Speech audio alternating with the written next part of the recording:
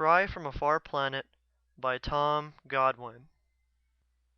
The problem of separating the friends from the enemies was a major one in the conquest of space, as many a dead spacer could have testified.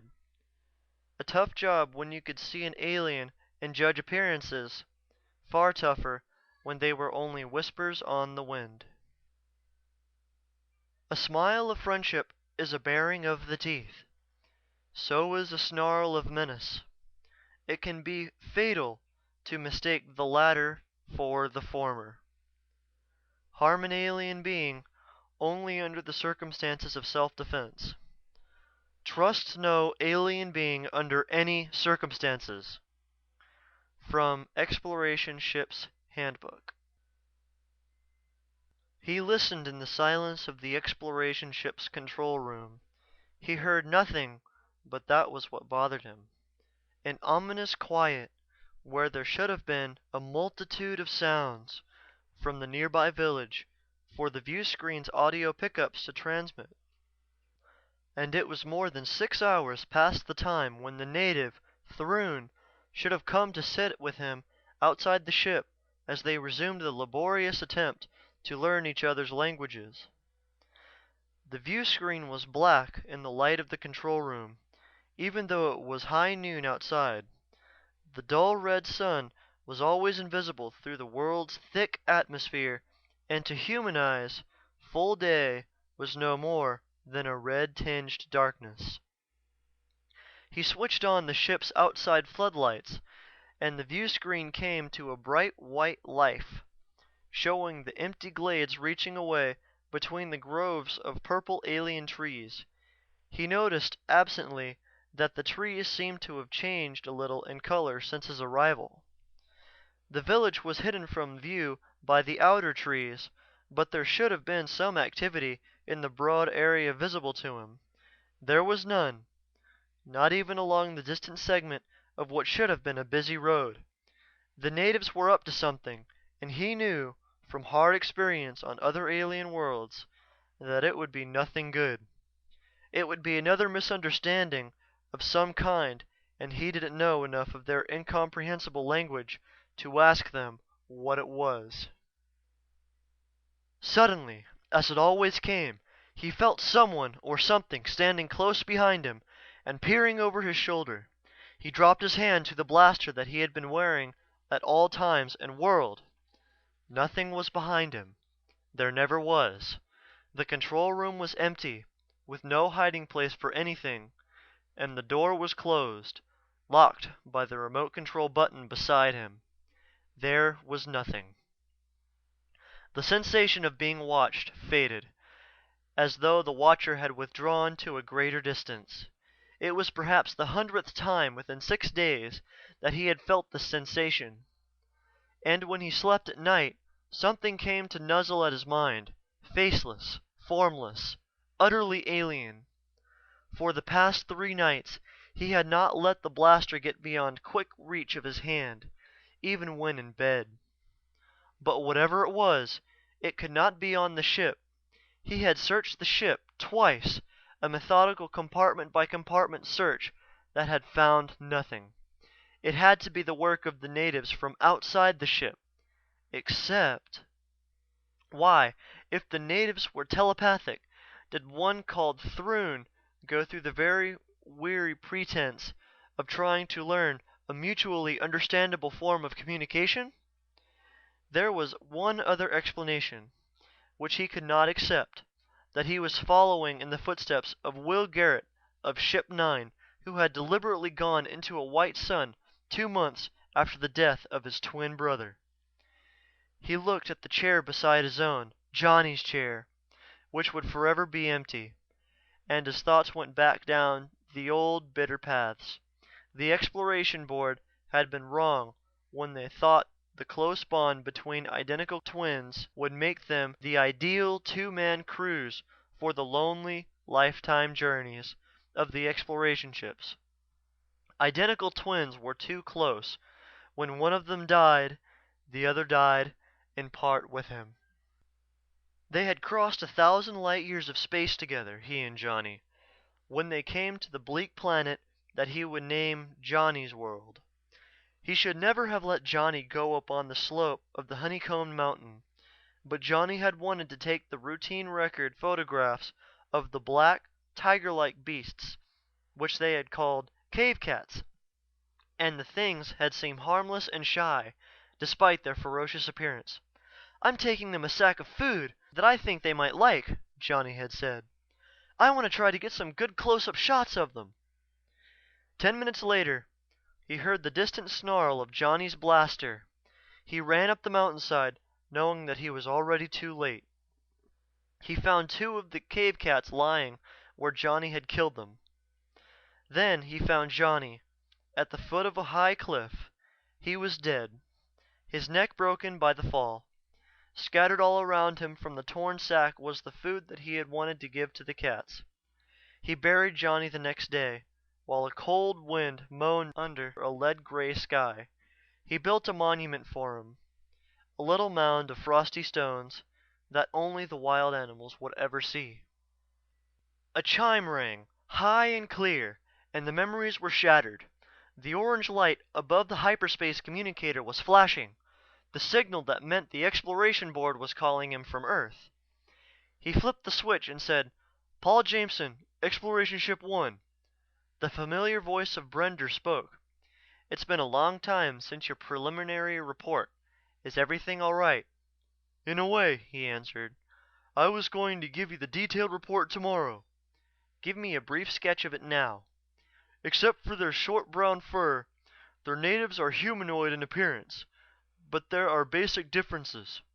Their body temperature is cool, like their climate. Their vision range is just from within the visible red on into the infrared. They'll shade their eyes from the light of anything as hot and boiling water, but they'll look square into the ship's floodlights and never see them." "And their knowledge of science?" Brender asked. "They have a good understanding of it, but along lines entirely different from what our own were at the stage of development. For example, they power their machines with chemicals, but there is no steam, heat, or exhaust." "That's what we want to find. Worlds where branches of research unknown to our science are being explored. How about their language?" "No progress with it yet." He told Brender of the silence in the village and added, "Even if Thrun should show up, I could not ask him what was wrong. I've learned a few words, but they have so many different definitions that I can't use them." "I know," Brender said. "Variable and unrelated definitions, undetectable shades of inflection, and sometimes a language that has no discernibly separate words. The Singer brothers of Ship 8 ran into the latter. We've given them up as lost." "The Singers dead?" he exclaimed. "Good God! It's been only a month since the Ramon brothers were killed." "The circumstances were similar," Brender said. "They always are. There is no way the exploration men can tell the natives that they mean them no harm, and the suspicion of the natives grows into dangerous hostility. The Singers reported the natives on the world to be both suspicious and possessing powerful weapons. The Singers were proceeding warily, their own weapons always at hand, but somehow the natives caught them off guard, and their last report was 4 months ago." There was a silence. Then Brender added, "Their ship was the 9th, and we had only 15." He did not reply to the implications of Brender's statement. It was obvious to them all what the end of the plan would be. What it had to be. It had only been 3 years since the 15 heavily armed exploration ships set out to lead the way for Terran expansion across the galaxy, to answer a cry from far planets, and to find all the worlds that held intelligent life. That was the ultimate goal of the plan, to accumulate and correlate all the diverse knowledge of all the intelligent life forms in the galaxy. Among the achievements resulting from that tremendous mass of data would be a ship's drive faster even than hyperspace, the third level drive, which would bring all the galaxies of the universe within reach. And now 9 ships were gone out of 15, and 19 men out of 30. "The communication barrier," Brender said. The damned communication barrier has been the cause behind the loss of every ship, and there is nothing we can do about it. We're stymied by it." The conversation was terminated shortly afterward, and he moved about the room restlessly, wishing that it was time to lift the ship again.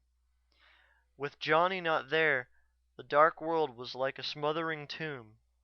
He would like to leave it behind and drive again into the star clouds of the galaxy, drive on and on into them. A ghostly echo touched his mind, restlessly, poignantly yearning. He swung to face the locked door, knowing there could be nothing behind it. The first real fear came to him as he did so. The thing was lonely. The thing that watched him was as lonely as he was. What else could any of it be but the product of a mind in the first stage of insanity? The natives came 10 minutes later. The view screen showed their chemically powered vehicles emerge from the trees and roll swiftly across the glades. 4 natives were in it, while a 5th one lay on the floor, apparently badly injured. The vehicle stopped a short distance in front of the airlock, and he recognized the native on the floor. It was Throon, the one with whom he had been exchanging language lessons. They were waiting for him when he emerged from the ship, pistol-like weapons in their belt, and grim accusations in their manner. Throon was muttering unintelligibly, unconscious.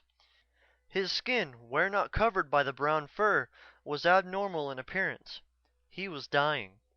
The leader of the 4 indicated Throon and said in a quick, brittle voice, "Ko rigar fin no dran."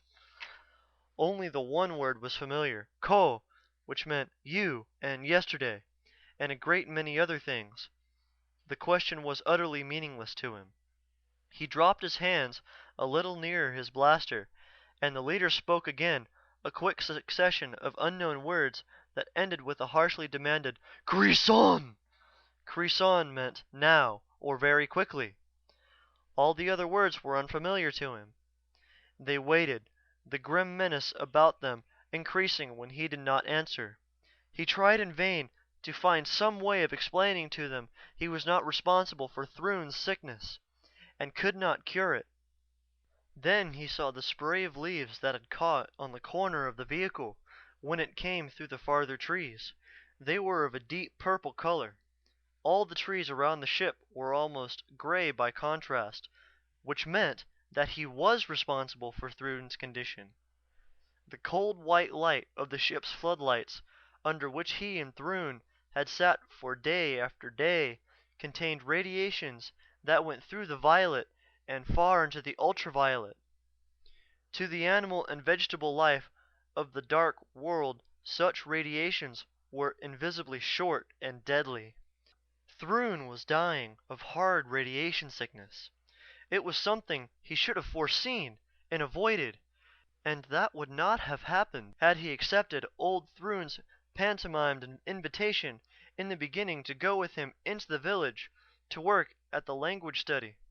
There he would have used a harmless battery lamp for illumination, but there was no certainty that the natives were not planning to lay a trap for him in the village, and he had refused to go. It did not matter. There was a complex radiation neutralizer and a cell reconstructor in the ship which would return Throon to full, normal health in a few hours after he was placed in its chamber. He turned to the leader of the 4 natives and motioned from Throon to the airlock. "Go there," he said in the native language. "Bron!" the leader answered. The word meant no, and there was a determination in the way he said it that showed he would not move from it. At the end of 5 minutes, his attempts to persuade them to take Throon into the ship had increased their suspicion of his motives to the point of critical danger. If only he could tell them why he wanted Throon taken into the ship, but he could not and would have to take Throon by first disposing of the 4 without injuring them. This he could do by procuring one of the paralyzing needle guns from the ship. He took a step towards the ship and spoke the words that to the best of his knowledge meant, "I come back. Festwin ilit kla." Their reply was to snatch at their weapons in desperate haste, even as the leader uttered a hoarse word of command. He brought up the blaster with the quick motion that long training had perfected, and their weapons were only half drawn when his warning came. "Braun!" They froze, but did not release their weapons.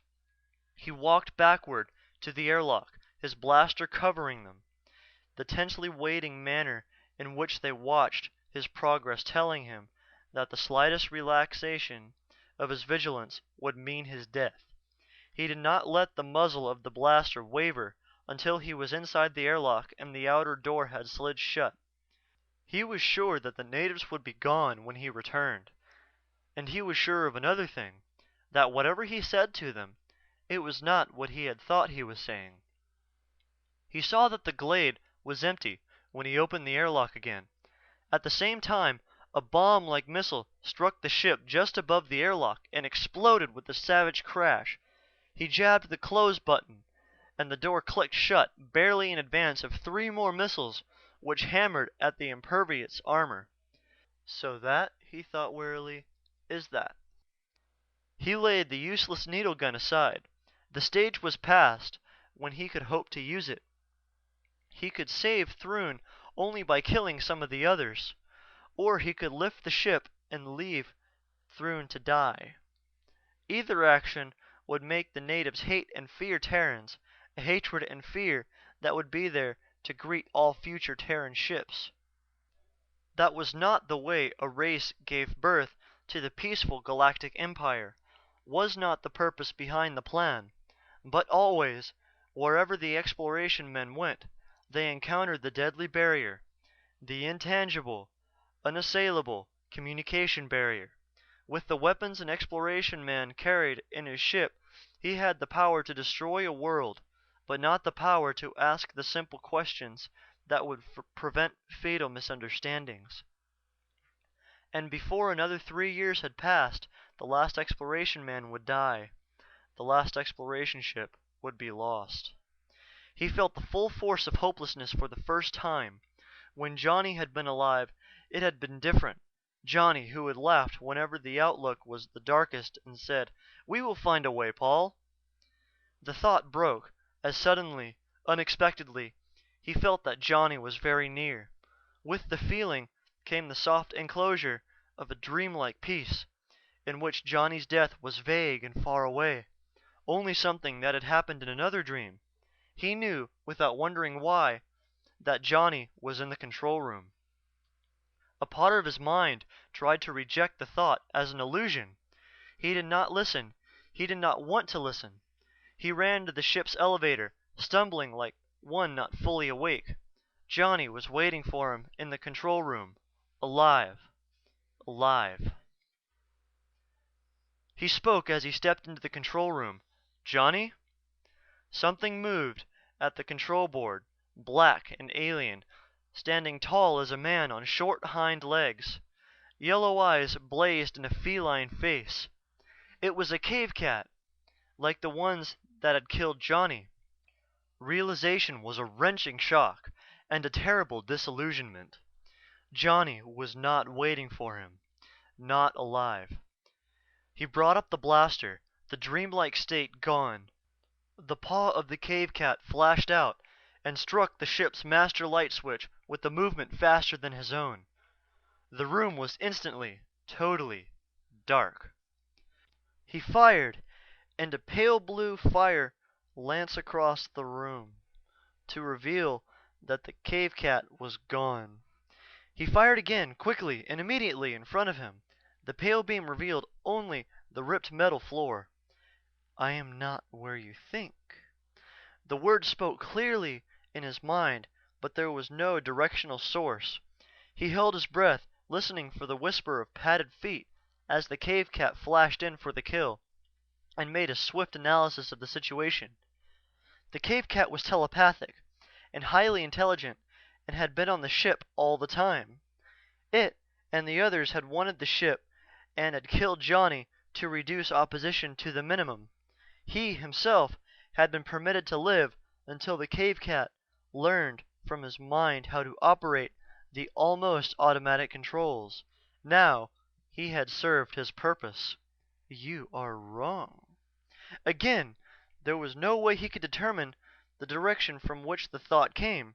He listened again and wondered why it had not waylaid him at the door. Its thought came, I had to let you see me, or you would not have believed I existed. It was only here that I could extinguish all the lights and have time to speak before you killed me. I let you think your brother was here. There was a little pause. I am sorry.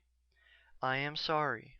I should have used some other method of luring you here. He swung his blaster toward what seemed to be a faint sound near the astrogator unit across the room. We did not intend to kill your brother. He did not believe it and did not reply. When we first made telepathic contact with him, he jerked up his blaster and fired. In his mind was the conviction that we had pretended to be harmless animals so that we could catch him off guard and kill him. One of us leaped at him as he fired the second time to knock the blaster from his hand. We needed only a few minutes in which to explain, but he would not trust us that long. There was a misjudgment of distance, and he was knocked off the cliff. Again he did not reply. We did not intend to kill your brother, the thought came, but you do not believe me. He spoke for the first time. No, I don't believe you. You are physically like cats, and cats don't misjudge distances. Now, you want something from me before you try to kill me too. What is it? I will have to tell you of my race for you to understand. We call ourselves the Varn, in so far as it can be translated into a spoken word. And we are a very old race.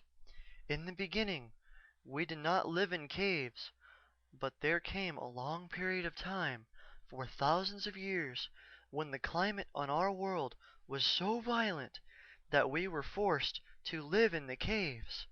It was completely dark there, but our sense of smell became very acute, together with sufficient sensitivity to temperature changes that we could detect objects in our immediate vicinity. There were subterranean plants in the caves, and food was no problem. We had always been slightly telepathic, and it was during our long stay in the caves that our intelligence and telepathic powers became fully developed. We had only our minds. Physical science is not created in dark caves with clumsy paws. The time finally came when we could leave the caves, but it was of little help to us. There was no resources on our world but earth and stone and the thin grass of the plains. We wondered about the universe, and we knew the stars were distant suns because one of our own suns became a star each winter. We studied as best as we could, but we could see the stars only as the little wild animals saw them. There was so much we wanted to learn, and by then we were past our zenith and already dying out. But our environment was a prison from which we could never escape. When your ship arrived, we thought we might soon be free. We wanted to ask you to take some of us with you and arrange for others of your race to stop by on our world, but you dismissed us as animals, useful only for making warm fur coats, because we lived in caves and had no science, no artifacts, nothing. You had the power to destroy us, and we did not know what your reaction would be when you learned we were intelligent and telepathic. A telepathic race must have a high code of ethics and never intrude unwanted. But would you have believed that? He did not answer. The death of your brother changed everything. You were going to leave so soon that there would be no time to learn more about you. I hid on the ship so I could study you and wait until I could prove to you that you needed me. Now I can. Thrun is dying, and I can give you the proper words of explanation that will cause the others to bring him into the ship. Your real purpose, what is it? He asked. To show you that men need the Varn. You want to explore the galaxy and learn. So do the Varn. You have the ships, and we have the telepathic ability that will end the communication problem. Your race and mine can succeed only if we go together. He searched for the true and hidden purpose behind the Varn proposal and saw what it would have to be. The long-range goal. You failed to mention that. Your ultimate aim. I know what you are thinking. How can I prove you wrong now? There was no way for the Varn to prove him wrong, nor for him to prove the treachery behind the Varn proposal. The proof would only come in time, when the Terran-Varn cooperation has transformed Terrans into a slave race. The Varn spoke again. You refuse to believe I am sincere? I would be a naive fool to believe you. It will be too late to save Thrun unless we act very quickly. I have told you why I'm here. There is nothing more I can do to convince you but be the first to show trust. When I switch on the lights, it would be within your power to kill me. The Varn was gambling its life in a game in which he could be gambling the plan and his race. It was a game he would end at the first sound of movement from the astrogator unit across the room. I have been here beside you all the time. A furry paw brushed his face, claws flicked gently but grimly reminding along his throat. He whirled and fired. He was too late. The Varn had already leaped silently away, and the beam found only the bare floor. Then the lights came on, glaring bright after the darkness, and he saw the Varn. It was standing by the control board, its huge yellow eyes watching him. He brought the blaster into line with it, his finger on the firing stud. It waited, not moving or shrinking from what was coming. The translucent golden eyes looked at him and beyond him as though they saw something not in the room. He wondered if it was in contact with its own kind on Johnny's world, and was telling them it had made the gamble for high stakes, and had lost. It was not afraid, not asking for mercy. The killing of it was suddenly an act without savor. It was something he would do in the immediate future, but first he would let it live long enough to save Thrun. He motioned with the blaster and said, "Lead the way to the airlock." "And afterward you will kill me?" "Lead the way," he replied harshly.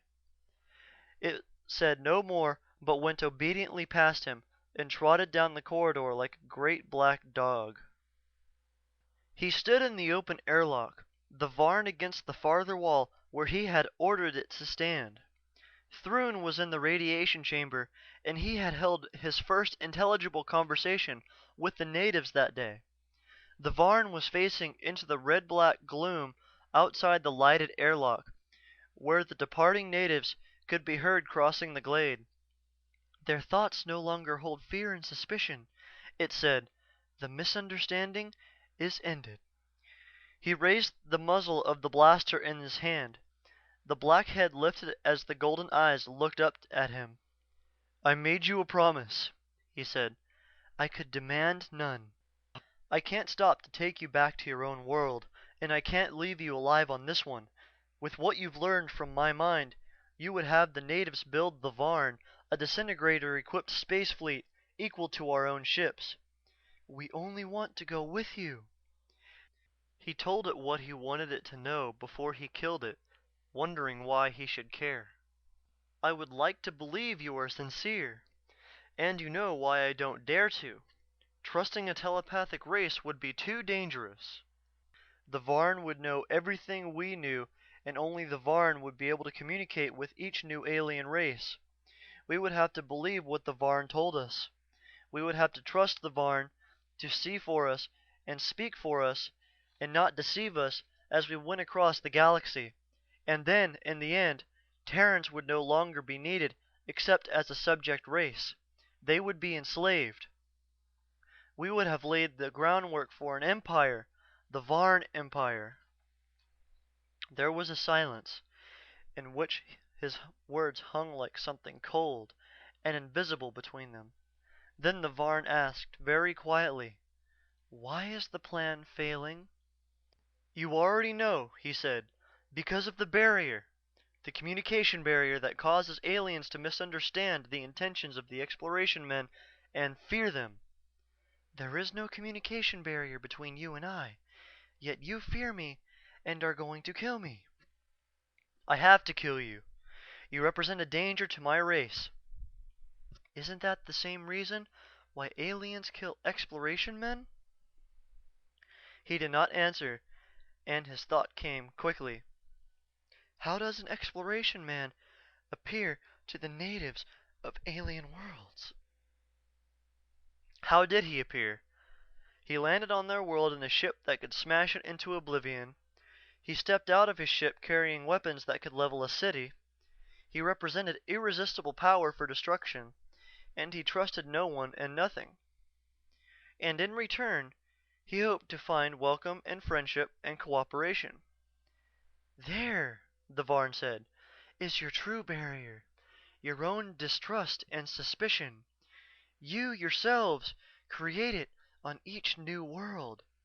Now you are going to erect it between my race and yours by killing me and advising the Exploration Board to quarantine my world and never let another ship land there." Again there was a silence as he thought of what the Varn had said and of what it had said earlier. "We are a very old race." There was wisdom in the Varn's analysis of the cause of the plan's failure, and with the Varn to vanquish the communication stalemate, the new approach could be tried.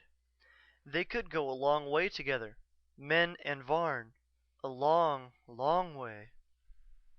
Or they could create the Varn Empire, and how could he know which it would be?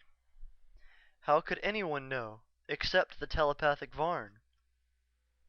The muzzle of the blaster had dropped and he brought it back up.